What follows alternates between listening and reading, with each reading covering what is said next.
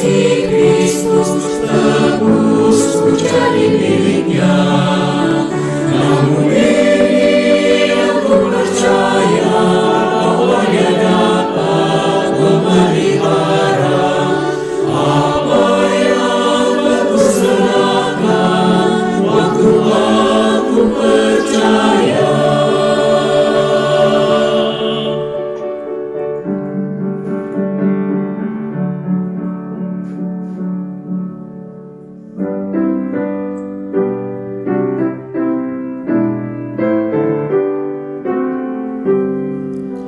Imanku tak mendapatkan sandaran yang teguh.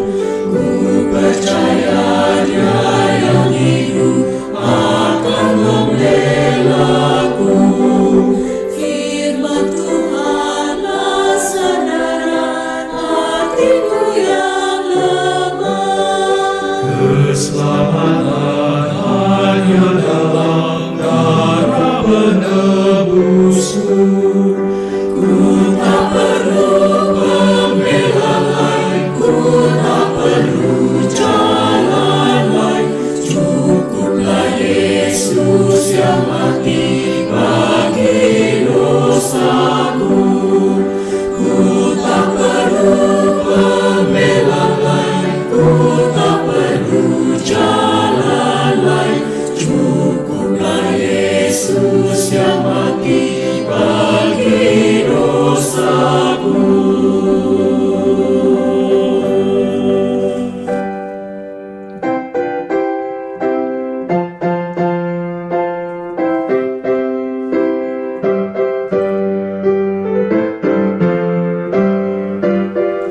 Sandaranku tidak lain, hanya darah domba Allah. Ku tak percaya iman lain, nama Yesus sandaranku. Di atas Kristus sekarang teguh ku berdiri, tak goyah, dasar lain runtuh remah. Bila Dia datang kembali, nafiri pun berbunyi, ku kan hadir di tahtanya, berjuangkan kebenaran. Di atas Kristus sekarang teguh ku berdiri, tak goyah, dasar lain runtuh lemah. Kristus sandaranku, karang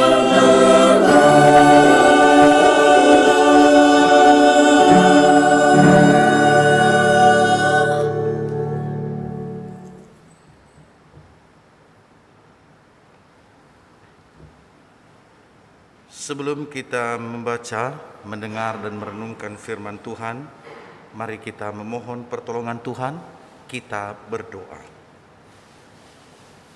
Bapa di surga, pada hari ini kami umat-Mu berhimpun bersekutu di rumah-Mu, dan juga sebagian jemaat kami di rumah bersama-sama kami beribadah, memuji, memuliakan Tuhan.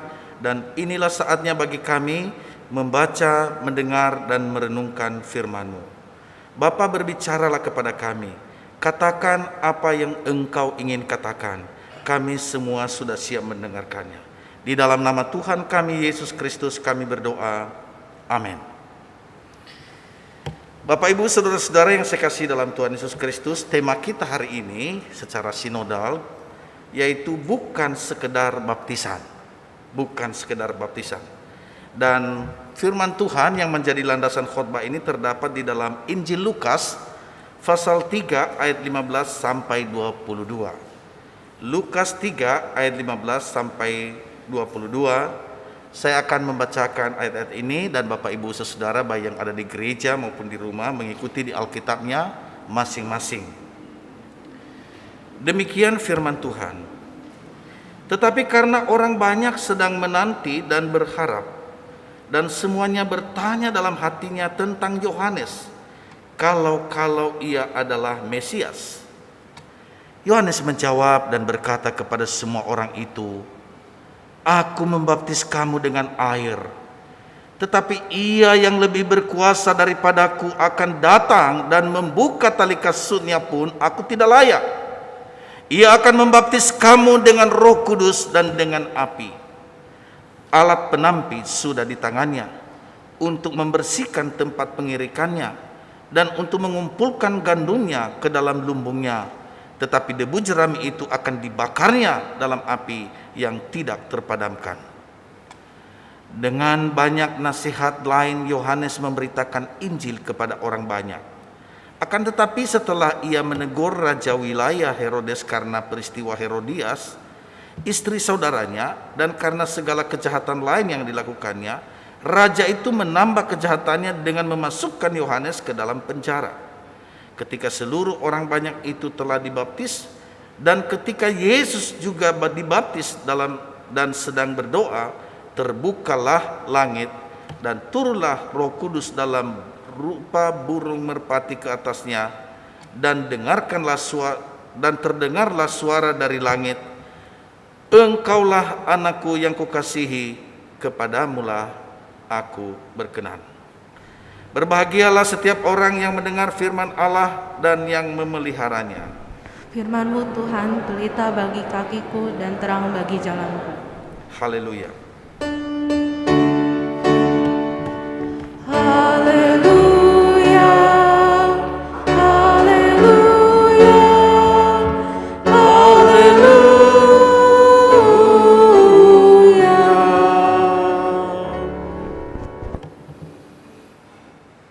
Pada tanggal 7 Mei 2006 di Athena, seorang pemuda imigran yang telah mengenal Kristus selama 3 tahun dibaptis. Nah, Bapak Ibu, pemuda imigran ini, ia tinggal bersama pamannya yang sangat-sangat membenci kekristenan. Pemuda ini, saudara, setiap malam ia membaca Alkitab secara diam-diam. Maka setelah dia mengerti tentang kebenaran, mengerti tentang juru selamat, dan dia sudah menerima Yesus sebagai Tuhan dan juru selamatnya, maka tibalah saat di gereja ada pembaptisan dan ia mau ikut dibaptis. Nah, apa yang terjadi? Sang paman marah sekali. Saat si pemuda masih tidur, pamannya mendidihkan air di sebuah panci, dan air yang mendidih di panci itu ia siramkan ke tubuh pemuda itu, dan itu belum cukup, ia usir dari rumahnya. Saudara, sangat menderitalah pemuda itu. Namun saudara-saudara, pada pagi hari dengan pinggang dan tangan melepuh, pemuda itu tetap pergi ke gereja. Dan dengan tubuh penuh luka dan sakit, ia berlutut di depan altar untuk menerima baptisan. Dan dia berkata, "Kini saya milik Yesus." Dan kata-kata ini, saudara, dia katakan dengan berseru, sehingga orang-orang yang ada dalam gereja itu mendengarkan kalimat yang dikatakan oleh pemuda ini, "Kini saya milik Yesus." Saudara, bagi banyak orang yang hidup pada zaman sekarang, baptisan itu mungkin merupakan perkara biasa. Tidak terjadi apa-apa, tidak ada hal yang luar biasa. Namun tidak demikian bagi pemuda tadi, atau orang-orang pada zaman Rasul, atau bagi mereka yang begitu sulit di tengah-tengah tekanan karena iman mereka. Saudara, baptisan bisa jadi soal hidup mati. Sebab baptisan adalah inisiasi. Pada saat baptisan itu dilakukan, orang menyatakan di depan Tuhan dan jemaat bahwa ia beriman hanya kepada Yesus Kristus, bukan kepada yang lain. Maka saudara, begitu baptisan ini bagi orang-orang yang tidak senang dengan Kristenan, menjadi sesuatu hal yang tidak mereka senangi atau momok bagi mereka. Itulah sebabnya saudara, ketika seseorang dibaptis, maka mereka sungguh marah, bahkan tidak segan-segan menganiaya orang yang mau dibaptis itu. Tetapi uniknya, walau tahu resiko berat, banyak orang yang tetap mau dibaptis. Mereka tidak takut. Mengapa? Karena mereka percaya bahwa kuasa Yesus jauh lebih besar daripada kuasa penganiaya atau kuasa orang-orang yang menghalangi mereka untuk menerima baptisan itu. Karena itu adalah satu proklamasi bahwa mereka sekarang sudah menjadi milik Yesus. Saudara-saudara yang saya kasih dalam Tuhan Yesus Kristus, tema kita hari ini adalah bukan sekedar baptisan. Nah, mengapa saudara? Karena dalam konteks atau pembacaan kita tadi dalam Injil Lukas, ada satu pribadi yang ikut serta dalam baptisan itu, yaitu Tuhan Yesus Kristus. Nah, menarik saudara kalau kita memperhatikan dari perikop ini tadi, di mana ketika Yesus dibaptis, Allah menyingkapkan keberadaan dirinya sebagai Bapa, Anak, dan Roh Kudus, Allah Tritunggal. Mari kita melihat hal ini, bahwa ketiganya esa namun memiliki peran masing-masing dalam persekutuan kasih dan misi yang saling melengkapi. Yang dibaptis adalah Yesus, Sang Anak, bukan Allah Bapa, bukan juga Roh Kudus. Lalu ketika Yesus dibaptis, terbukalah langit dan ada suara. Yang bersuara adalah Bapa, bukan Anak dan bukan Roh Kudus. Lalu setelah Yesus dibaptis, maka seperti burung merpati, Roh Kudus datang. Saudara, yang turun sebagai burung merpati adalah Roh Kudus, bukan Bapa dan bukan Sang Anak. Ketika Yesus dibaptis, Allah Tritunggal bekerja bersama-sama. Dan dalam baptisan itu menyingkapkan keberadaan dirinya sebagai Bapa, Anak, dan Roh Kudus. Maka bukan sekedar baptisan, saudara. Kalau kita melihat lebih dalam Injil Lukas, dalam peristiwa baptisan Yesus di Sungai Yordan, menurut Injil Lukas terdapat aspek yang menonjol. Nah, mari kita akan melihat hal itu. Pertama, saudara, di situ dikatakan dalam pembacaan tadi Lukas 3:21, ketika seluruh orang banyak itu telah dibaptis dan ketika Yesus juga dibaptis. Nah, menarik saudara, Injil Lukas menyaksikan bahwa Yesus dibaptis di urutan terakhir setelah seluruh orang banyak itu dibaptis. Kesaksian Injil Lukas tersebut menyatakan apa? Menyatakan bahwa baptisan Yesus merupakan solidaritas bagi seluruh umat, sebab tidak ada seorang pun yang tertinggal. Baptisan yang diterima oleh Yesus merangkum keseluruhan keberadaan umat yang membutuhkan pengampunan dosa. Karena baptisan Yohanes adalah baptisan pengampunan dosa. Maka pernyataan seluruh orang banyak ini merupakan simbol keseluruhan umat manusia. Karena itu kehadiran Yesus dalam baptisan di Sungai Yordan menjadi bagian keseluruhan manusia tersebut, sehingga keseluruhan manusia yang berdosa tersebut dihisapkan dalam kekudusannya. Ini yang pertama. Yang berikut, saudara, ketika Yesus menerima baptisan Yohanes, tentu itu mempunyai makna. Makna ini tersendiri, saudara. Apa itu? Dia bersedia menjadi sama dengan manusia berdosa.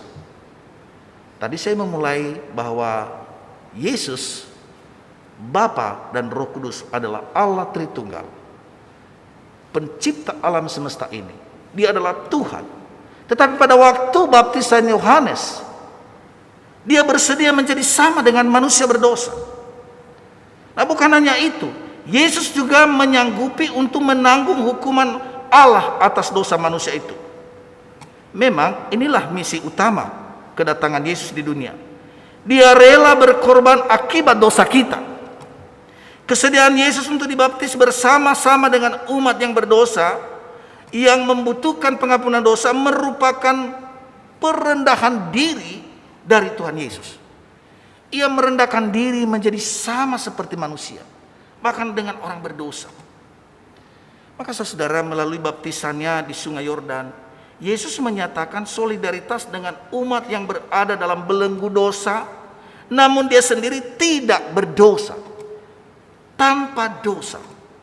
Kita ingat baru selesai Natal, dan ketika malaikat datang kepada Maria, dan Maria berkata bagaimana itu terjadi, maka firman Tuhan katakan, Roh Kudus turun atas kamu. Jadi Yesus lahir oleh karena Roh Kudus, bukan karena hubungan biologi manusia. Saudara, melalui baptisannya di Sungai Yordan, Yesus menyatakan solidaritas umat yang berada dalam belenggu dosa, tetapi ia sendiri tidak berdosa. Dalam diri Yesus kita menjumpai paradoks, yaitu Yesus adalah Sang Kudus, namun dia berkenan solider di tengah-tengah umat yang berdosa. Solider Yesus di tengah umat berdosa melalui baptisannya adalah solidaritas yang menguduskan dan memulihkan kemanusiaan manusia setelah dirusak oleh kuasa dosa. Dia pun memberikan pengampunan, saudara, bagi manusia. Ya, dialah Sang penebus dosa umat manusia. Ini hal yang penting bagi kita. Lalu yang berikut, saudara, dengan baptisannya itu, kesediaan Bapa di sorga berkenan kepadanya. Kalau kita membaca dalam firman Tuhan tadi, langit terbuka. Langit terbuka. Itu menandakan Bapa sudah membuka surga bagi dunia melalui kehadiran Tuhan Yesus di tengah-tengah dunia ini. Lalu yang berikut, Roh Kudus turun dalam rupa seperti burung merpati. Itu melambangkan Bapa mendukung keputusan Yesus dengan memberi curahan kekuatan Roh Kudus. Lalu terdengar suara dari langit yang terbuka itu. Suara itu berkata, Engkaulah anak yang kukasihi, kepadamulah aku berkenan. Ayat 22. Hal ini menegaskan bahwa Bapa mengakui Yesus sebagai anak Allah. Bapa mengasihi Yesus dan berkenan kepadanya. Ini menjadi sangat penting. Inilah yang terjadi, diproklamirkan di dalam baptisan Yesus, bahwa Bapa berkenan kepada Tuhan Yesus. Lalu yang berikut, saudara, dari ayat-ayat ini, dalam baptisan Yesus, Allah menyebut Yesus sebagai anakku yang kukasihi. Kita bisa membuka bagian-bagian yang lain, misalnya Mazmur 2 ayat yang ke-7, yaitu di situ dikatakan, aku mau menceritakan tentang ketetapan Tuhan. Ia berkata kepadaku, anakku engkau telah kuperanakan pada hari ini. Nah, saudara, penyebutan anak dalam konteks Mazmur 2 ayat yang ke-7 adalah peristiwa pelantikan dia sebagai seorang raja. Tadi kalau kita melihat, anak itu berkenan kepada Bapa. Lalu kalau kita melihat dari nubuatan dalam Mazmur pasal 2 ayat ke-7, itu adalah pelantikan dia sebagai seorang raja. Nah, mengapa, saudara, kita melihat di dalam Mazmur 2 ayat yang ke-6 menyatakan, akulah yang telah melantik rajaku di Sion, gunungku yang kudus. Maka saudara, dengan demikian, maka penyebutan anak merupakan realitas relasi keintiman Yesus yang begitu eksklusif, dan juga dengan kesatuannya dengan Bapa, dan sekaligus pelantikan dia sebagai raja di hadapan umatnya. Itulah makna daripada penyebutan anak ini. Saudara, kalau kita melihat lebih lanjut lagi, makna yang kukasihi Sesungguhnya itu berlatar belakang dari Yesaya 41 ayat 8. Yaitu di situ dikatakan, tetapi engkau hai Israel hambaku, hai Yakub yang telah kupilih, keturunan Abraham yang kukasihi. Saudara, kita telah memperhatikan di situ ku itu besar, saudara. Maka Yesaya 41 ayat 8 menegaskan tindakan Allah yang memilih dan mengasihi umat Israel secara khusus dengan tujuan umat Israel mampu melaksanakan misi dan karya keselamatan Allah. Nah, karena itu pengenaan sebutan yang kukasihi kepada Yesus ini menunjuk bahwa Yesus adalah pribadi ilahi yang dipilih dan dikasihi Allah secara istimewa, sehingga dia datang dalam dunia dengan tujuan yang khusus, yaitu menyatakan keselamatan Allah. Saudara, menjadi sangat penting akan hal ini kita perlu pahami. Lalu dilanjutkan yang berkenan kepadanya. Yesaya 42 ayat pertama berkata, lihat, itu hambaku yang kupegang, orang pilihanku, yang kepadanya aku berkenan. Aku telah menaruh rohku ke atasnya, supaya ia menyatakan hukum kepada bangsa-bangsa. Saudara-saudaraku yang saya kasih dalam Tuhan Yesus Kristus, pernyataan Allah kepada diri Yesus sebagai yang berkenan, ini menunjuk bahwa Yesus adalah sang hamba Allah yang dinubuatkan, dan di dalam dirinya Allah meletakkan rohnya. Karena itu secara eksplisit, saudara, disaksikan bahwa Roh Kudus dalam bentuk burung merpati ini turun ke atas diri Yesus ketika dia dibaptis. Yesus berkenan kepadanya.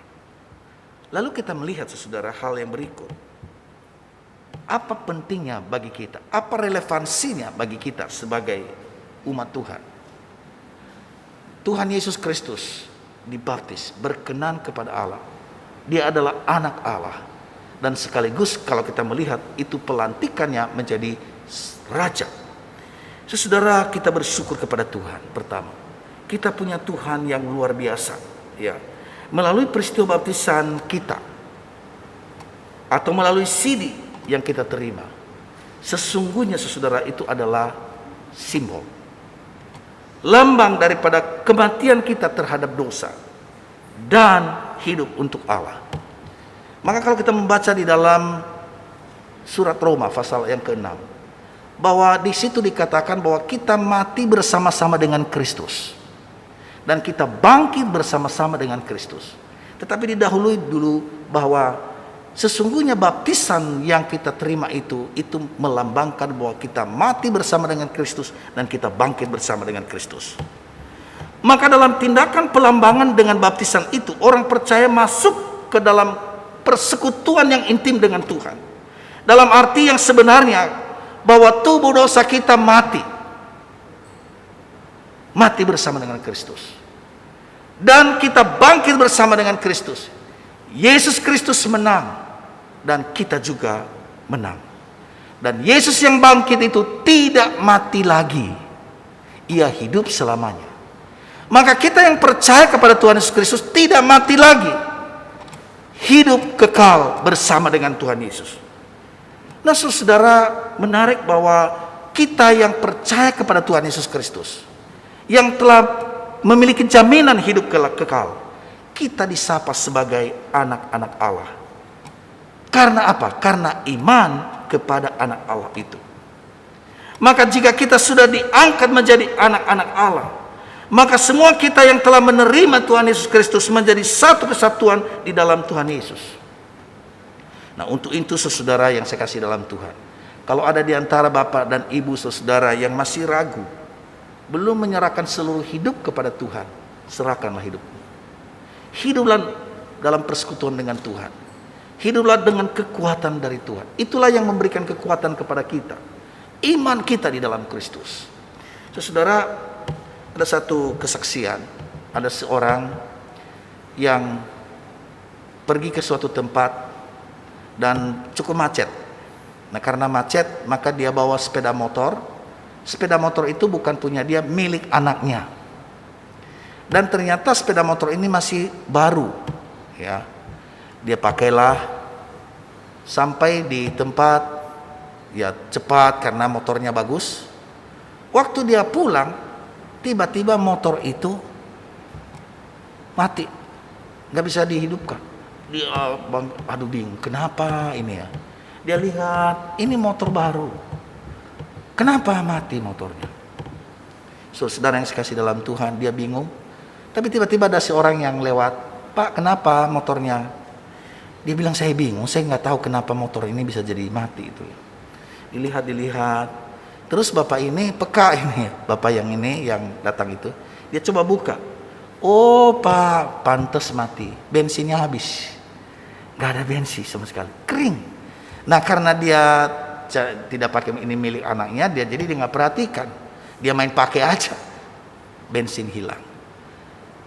Habis maksudnya. Nah bapak ini berkata beberapa 50 meter tikungan itu ada yang jual bensin di botol-botol begitu. Belilah 2 sampai nanti bapak boleh tiba di pom bensin. Jangan banyak-banyak. Lalu saudara dia masuk ke bensin itu, dia tarik ya 50 meter dan ternyata motor itu bisa jalan. Dia bawa ke bensin.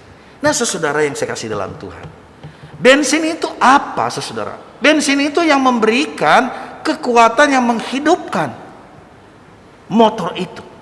Walaupun secara motor itu bagus sekali, tapi tanpa bensin di dalamnya, maka tidak ada artinya. Demikian juga dengan kita Bapak dan Ibu. Kita tanpa Tuhan Yesus, tanpa kita hidup di dalam Tuhan, kita tidak ada apa-apanya. Kita tidak bisa melakukan apapun. Saudara yang sekasih dalam Tuhan, menjadi sangat penting ingat ketika kita dibaptis, apa yang kita katakan kepada Tuhan, bahwa hanya Dialah satu-satunya, baik hidup maupun mati, kita adalah milik Kristus. Saya mengakhiri khotbah ini saudara, begitu sebuah kesaksian di mana ketika di sebuah tempat para dokter ngobrol, mereka makan siang. Dan ketika mereka ngobrol-ngobrol, ada seorang dokter bertanya kepada dokter bedah. Pertanyaannya, apa peristiwa yang spektakuler ketika engkau mengadakan operasi atau bedah? Dokter bedah bilang, apa ya? Nah saudara, oh iya saya ingat. Saya ingat di mana ada seorang gadis kecil yang menurut teori atau menurut hanya tinggal 10% saja untuk hidup. Jadi 90% sebenarnya udah nggak ketolong. Wajah gadis ini sudah pucat pasi.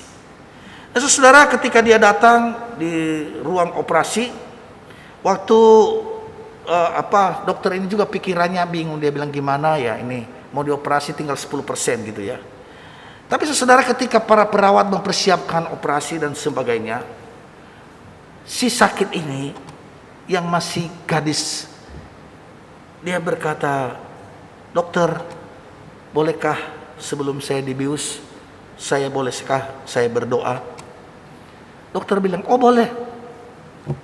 Dan dia berkata, Tuhan Yesus, Engkaulah gembala baik, berkatilah domba kecilmu malam ini dalam kegelapan, kiranya Engkau dekat denganku, lindungi aku sampai datang sinar mentari esok pagi, dan berkati pula dokter yang akan mengoperasiku. Amin. Dokter menyaksikan itu dan dokter sangat terharu. Dan mata dokter ini berkaca-kaca dan dia berdoa, Tuhan, boleh Engkau tidak menolong aku untuk operasi-operasi yang lain, tapi hari ini tolong aku. Dengarkanlah seruan gadis ini. Dan saudara, apa yang dilakukan oleh dokter ini, mulailah dia mengoperasi. Dan Tuhan dengarkan doa anak ini, gadis ini, dan Tuhan mendengarkan doa dokter ini, dia sembuh. Saudara, kemudian yang menarik adalah kesaksian dokter ini, dia berkata bahwa ini operasi yang luar biasa. Karena sesungguhnya yang dioperasi itu adalah saya. Tuhan sungguh berbicara kepada saya, mengoperasi saya. Maka dikatakan saat berpisah dan melepas gadis ini untuk kembali ke rumah, maka saya sadar sesungguhnya sayalah pasien yang menjalani operasi iman. Gaya hidup gadis ini mengajarkan bahwa jika kita menyerahkan seluruh hidup kita kepada Tuhan Yesus, ke dalam tangannya, dalam pergumulan, dalam masalah kita, Tuhan menolong kita. Saudara yang saya kasih dalam Tuhan Yesus Kristus, bukan sekedar baptisan, tetapi yang terpenting adalah adakah kita sungguh memiliki iman bahwa aku di dalam Kristus dan Kristus di dalam aku. Karena kita mati bersama-sama dengan Dia dan kita bangkit bersama-sama dengan Dia. Biarlah firman Tuhan ini boleh sungguh menjadi berkat bagi kita. Mari kita tundukkan kepala, mari kita saat teduh sejenak.